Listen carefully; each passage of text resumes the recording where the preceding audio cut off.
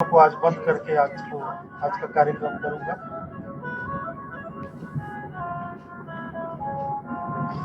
क्योंकि सफर में है तो थोड़ा सा वीडियो साफ नहीं आ रहा है।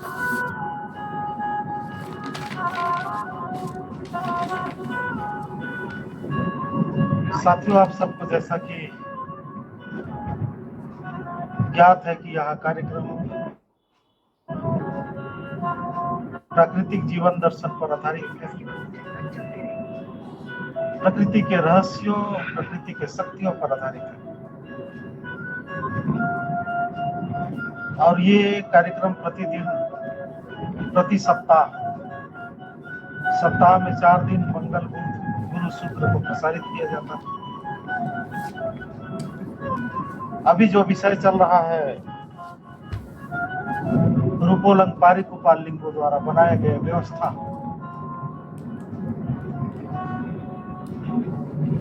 चूंकि मनुष्य मानव एक ऐसा जीव है जिसको अनुशासित बनाए रखने के लिए बहुत से नियम, बहुत से सिद्धांत, बहुत से दर्शन और व्यवस्थाओं की जरूरत पड़ती है। और इसी कारण से मनुष्य जो है अन्य जीव जंतुओं से पावरफुल बन पाया। हमारे पारिकुपाल लिंगो जी और माता जंगो रहतार दली कंकाली हीरा सुका पाटालिन की टीम ने अभी तक चली आ रही कबीलाई गण व्यवस्था को कुल गण व्यवस्था में संगठित करने का प्रयास किया। गोत्र चिन्ह पर आधारित सामुदायिक व्यवस्था का उन्होंने निर्माण किया। और जैसा कि कल के सत्र में हम लोगों ने सुना कि कैसे कचारगढ़ के घोटुल में आश्रम में 33 कोट बच्चों को कतारबद्ध खड़ा करके, जिसमें 1 से लेकर के 7 कतार में 100 बच्चे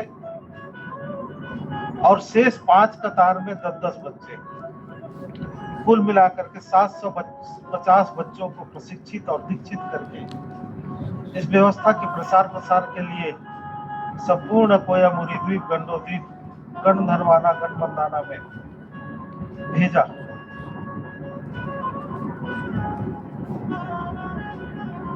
पारिकुपाल लिंगों की इस व्यवस्था से वैवाहिक विवाह करने की जो सिस्टम है वो मजबूत तो हुआ ही, और जो दुश्मन कबीला थे वो संधि कबीले में बदल गए। और वसुधैव कुटुंबकम की भावना जो बाद में ऋषियों ने अपने ग्रंथों में लिखा, उसके पहले वसुधैव कुटुंबकम मतलब पूरा दुनिया एक परिवार है की भावना चरितार्थ हुई। वो इसलिए चरितार्थ हुई क्योंकि जितने भी सम गोत्र वाले लोग हैं, अपने समान गोत्र टोटम वाले लोग हैं, वो सब भाई रिश्ते में हुए। और जो अपोजिट गोत्र वाले जितने भी रिश्ते हैं वो समधि रिश्ते में हो गए। अब कोई भी कोयतुर कहीं भी मिले, गोत्र के आधार पर आपस में रिश्ते बनाए जा सकते थे, जिसके कारण से ये कहा जा सकता है कि वसुधैव कुटुंबकम की जो भावना है वो सबसे पहले हमारी पारिकुपाल लिंगो जी की जो व्यवस्था है, पारी व्यवस्था, उसके माध्यम से आया। अपने खुद के कुल में विवाह वर्जित था, दूसरे कुल में ही विवाह करने का सिद्धांत रखा गया। और 2 प्रकार के रिश्तों का निर्माण हुआ, एक सम रिश्ते और दूसरा जो है विषम संधि रिश्ते। और जैसा कि हमारे बसंत राम मरावी जी का जो रिसर्च है, शोध है, उनके अनुसार 88 रिश्तों का निर्माण होता है। अपने स्वयं के पुत्र की तरफ से रिश्ते का निर्माण, और दूसरा जो है समधी गोत्र की तरफ से रिश्ते का निर्माण, और नए पीढ़ी जो होते हैं उसके तरफ से रिश्तों का निर्माण करके बहुत से रिश्तों का निर्माण रचना होती, और सभी रिश्तों की मर्यादाएं, सभी रिश्तों की आचरण संहिता, सभी रिश्तों के लोक व्यवहार मजबूत हुए। इसी के कारण से आज हम सब लोग एक दूसरे को रिश्ते संबोधन से संबोधित करते हैं। अब एक दूसरे को एक आदर और आचरण पूर्वक दृष्टि से देखते हैं, जिसके कारण से समाज में मर्यादा की स्थिति बना हुआ है।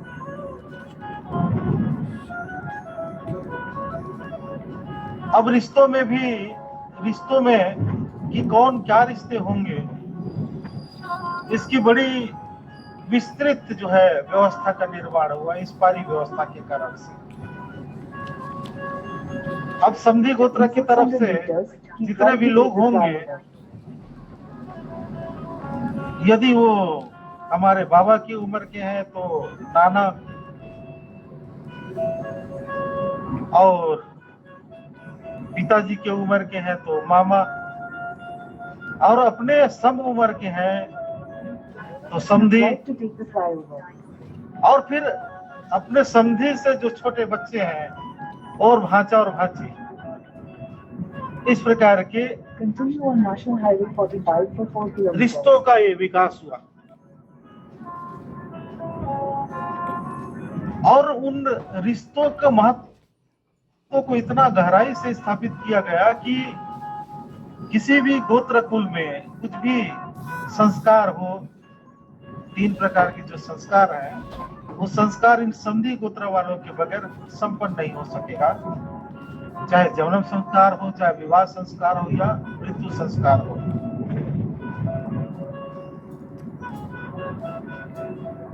अब गोत्र के हिसाब से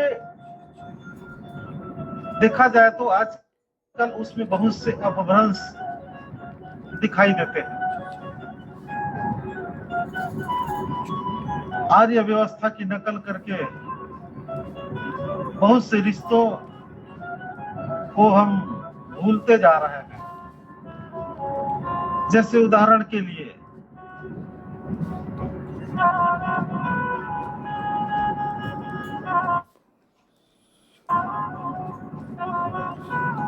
यदि मरावी परिवार के साथ टेकाम परिवार का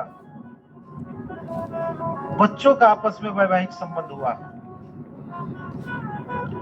उदाहरण के लिए टेकाम परिवार का लड़का मरावी परिवार की लड़की से विवाह किया हुआ है, और मरावी परिवार की जो लड़की है वो टेकाम पति के पिता को रिश्ते में वो फूफा ही होंगे अथवा मामा होंगे, जिनको ससुर भी कहा जाता है। और दुल्हा का जो माँ है, जिसको सास कहा जाता है, वो वास्तव में बुआ के रिश्ते ही होंगे अथवा मामी के रिश्ते होंगे। मामी और बुआ एक ही रिश्ता है। तो इस प्रकार से वास्तव में सास और ससुर जो है बुआ या फूफा ही होते हैं, या उसी रिश्ते से ये रिश्ते बनते हैं। अब दोनों समधी, दोनों बच्चों के जो समधी हैं, मतलब दोनों के पिताजी, दूल्हा के पिताजी और दुल्हन के पिताजी, दोनों के पिताजी आपस में समधी हुए। लेकिन आजकल जो दूल्हा के पिताजी है अपने समधी के पत्नी को क्या कहेंगे रिश्ते में? मतलब अगर जो है दोनों सियान लोग तो आपस में समझी हो गए और दोनों की पत्नियां भी एक दूसरे के समधिन हो गई, लेकिन पिताजी लड़की के माताजी को क्या रिश्ता से संबोधित करेंगे? तो वास्तव में वो लड़का के पिताजी का वो बहन होंगे या दीदी होगा, लेकिन आजकल की बोलचाल की भाषा में उनको समधिन कह दिया जाता है, जबकि समधिन का रिश्ता कौन होगा? समधिन का रिश्ता हुआ या मामा के लड़की ही समधिन के रिश्ता होंगी, भैया का रिश्ता होगा। लेकिन जो हमारी बहन है उसको समधिन कहा जाने लग गया। जिस प्रकार से भाचा के बहन को भाची कहा जाता है, लेकिन चाचा के बहन को चाची नहीं कहा जा सकता। तो यहाँ पर जो है ना, इस रिश्ते को समझना पड़ेगा। दूसरी तरफ जो है, जो ओरिजिनल समधिन है, ओरिजिनल समधिन का मतलब मामा या बुआ के बेटा या बेटी, जो ओरिजिनल समधिन है उसको आजकल रक्षाबंधन के त्योहारों पर जो है भाई बहन की तरह व्यवहार किया जाता है। अब भाई बहन की तरह यदि समधिन को ही रिश्ते में बांध दिया जाए तो विवाह करने के लिए तो कोई रिश्ता ही नहीं बचेंगे। फिर एक ही रिश्ता है जिससे वैवाहिक संबंध स्थापित किया जा सकता है। तो इस प्रकार से रिश्तों के साथ जो है अज्ञानता के कारण से व्यवस्थाएं बिगड़ रही है, और इस व्यवस्थाओं का निर्माण हमारे रूपोलंपारी गोपाल लिंगो जी ने किया था। तो बच्चों को रिश्ते नातों की मर्यादा भी, उसके टोटम चिन्ह, गोत्र चिन्ह और कौन क्या रिश्ते होंगे, पहले के दादा दादी लोग अपने कहानियों में, कथाओं में, किस्सा कहानियों में इसको बताया करते थे। लेकिन अब धीरे धीरे करके वो सोर्स और स्रोत भी खत्म हो रहे हैं। तो ये रिश्तों का जो व्यवस्था है वो पारी गोपाल लिंगो जी की देन है। यद्यपि पहले से था, किंतु इस काल में वो ज्यादा मजबूती के साथ स्थापित हुआ और सब जगह स्थापित हुए। और 3 प्रकार के संस्कारों में कल जो हम बात किए थे, जन्म संस्कार, विवाह संस्कार और मृत्यु संस्कार, दरअसल वह तीनों प्रकार के संस्कारों पर बुआ का अधिकार होता है, पिता के बहन का या पिता के दीदी का अधिकार होता है। जन्म संस्कार में भी उसी बुआ का अधिकार होता है, विवाह संस्कार में भी बुआ और फूफा का अधिकार होता है, और उसी प्रकार से मृत्यु संस्कार में भी बुआ और फूफा का ही अधिकार होता है। हमारे इस व्यवस्था में, पारी व्यवस्था में, बहन को जमीन का बंटवारा नहीं दिया जाता। वो इसलिए नहीं दिया जाता क्योंकि जमीन भी कुल के नाम पर होता है। जमीन कुल के नाम पर होता है और उस कुल पर उस कुल के कुल बेन और कुल बेन का वास होता है, दूल्हा देव और दुल्हन देवदाई का वास होता है। और एक कुल के देव वाला जमीन को, टेकाम कुल के देव वाले जमीन को मरावी कुल के देवभूमि में कन्वर्ट नहीं किया जा सकता। वो जमीन में पेन का वास होता है, उस कुल के पेन का वास होता है, और पेन, एक कुल के पेन वाले जमीन को दूसरे कुल के पेन वाले जमीन में बदला नहीं जा सकता। तो चूंकि बहन जो है टेकाम कुल से विवाह हो करके जब मरई कुल में जाती है तो अपने साथ साथ वो कुल के जमीन को नहीं ले जा सकती, चूंकि मरावी कुल की कुल वधु बन करके जाती है और मरावी कुल के जितने जमीन है वो सारे जमीनों की मालकिन बनती है। In 500 meters, turn right. और सारे जमीनों के मालकिन बनने के कारण से अपने पिता के जमीन का अधिकार उसका नहीं होता। इसीलिए बुआ को ये अधिकार दिया गया है कि भले उसको पैतृक जमीन में बंटवारा नहीं मिलता, लेकिन भाई के तीनों प्रकार के संस्कारों पर पहला अधिकार बुआ का होगा। पहला अधिकार बुआ का होगा। इधर जाके इधर जाना है।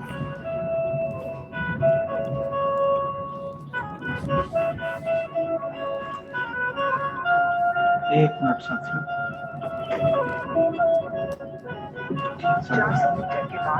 पहला अधिकार बुआ का होगा। National highway 46। इसीलिए जब जन्म संस्कार होता है तो बुआ अपने गोदी पर बैठा करके बच्चे का जन्म संस्कार करती है। उसका बाल छिलाने से लेकर के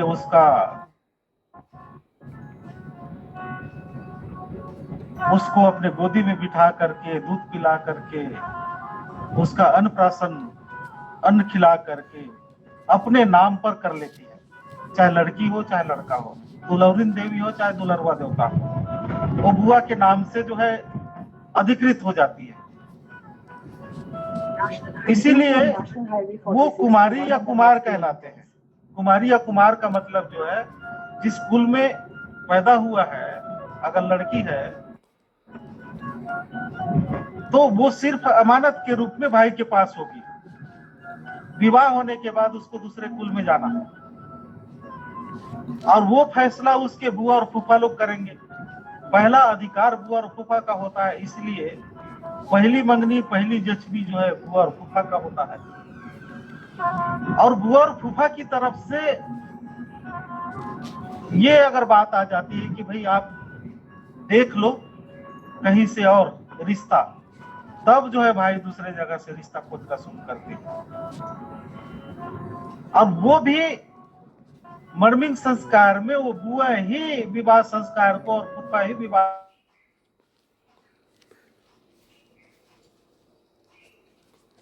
उस समय दुलरवा देवता और दुल्हा देव और दुल्हन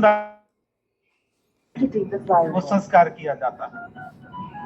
लेकिन जब वही धीरे धीरे अपना वंश विस्तार करने के बाद जब बुढ़ा हो मृत्यु को प्राप्त करते हैं, प्रकृति शक्ति में विलीन हो जाते हैं, तो फिर से वही समधी गोत्र वाले बुआ फूफा या फिर मामा मामी अथवा नाना नानी लोग आकर के उसको कुल पेन शक्ति में विलीन करते हैं, मिलाते हैं।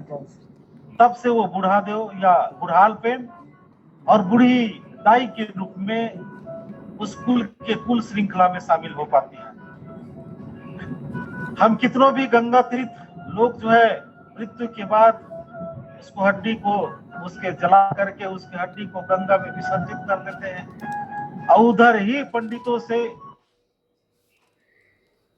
करके लोग समझते हैं कि हमारे परिवार का सदस्य जिसको मृत्यु प्राप्त हो गया उसको वैकुंठ चला गया और स्वर्ग मिल गया, क्योंकि पंडित देवता ने ब्राह्मण महाराज ने उसकी पूजा कर दी और उसको मोक्ष दिलवा दिया। ऐसा जो सोच है वो हमारी सोच नहीं है, हमारे पारी व्यवस्था की सोच नहीं है। भले आप कितनों भी गंगा में नहा लो, कितनों भी ब्राह्मण से पूजा करा लो, जब तक समधी गोत्र वाले चंदन पान नहीं करेंगे तब तक उसको कुल पुरखा में पेन के रूप में और बूढ़ी दाई के रूप में उसको स्थान नहीं मिल सकता। वो भटकते रहेगी, वो दुख भोगते रहेगी, ऐसा मान्यता है हमारे समुदाय में, पारी व्यवस्था में। उसको गंगा में बहा दो चाहे कैसो कर दो, वो हमारे कुल के देवता में तभी शामिल हो सकता है जब तक हमारे समधी गोत्र वालों का उसमें माथे पर मिट्टी का, तेल का, हल्दी का जब तक तिलक ना लगेगा तब तक वो संस्कार कंप्लीट नहीं माना जाता। और ये व्यवस्था बनाने वाले हमारे पारी गोपाल लिंगो माता जंगो रहता करी कंकाली माई है। इतनी बड़ी व्यवस्था को हमारा समुदाय धीरे धीरे भूलते जा रहा है और दूसरों को देख करके गलत रास्ते पर जाते जा रहा है। साथियों, आज के संगत कार्यक्रम में योग तंत्र और मूद वीरची अभ्यास नहीं हो पाएगा, क्योंकि अभी मैं कार में बैठा हूँ और हम लोग रात भर जागे सफर किए हैं, अभी सोए नहीं। तो आज का विषय बस इतना ही रहेगा और बाकी जो बच गया है शेष उसको अगले सत्रों में चर्चा करेंगे। तो मैं चाहूंगा कि फीडबैक के कार्यक्रम को चालू कर दिया जाए और हम लोग जहां जा रहे हैं वहां पहुंचने वाले हैं। तो साथियों, इतना ही बात को रख करके आज के संगत कार्यक्रम को मैं भी विराम करता हूं और बाकी जो है आप सब लोग तंदुरुस्त रहें। मोद मिर्ची का प्रकाश हमेशा आपके चारों तरफ सुरक्षा का कवच के रूप में प्रकाशित होता रहे। बहुत ढेर सारा मान सम्मान प्रतिष्ठा कमाए। इन्हीं विश्वासों के साथ संगत कार्यक्रम पूरा हुआ। 50 दिन और चाहे तो कार्यक्रम के बाद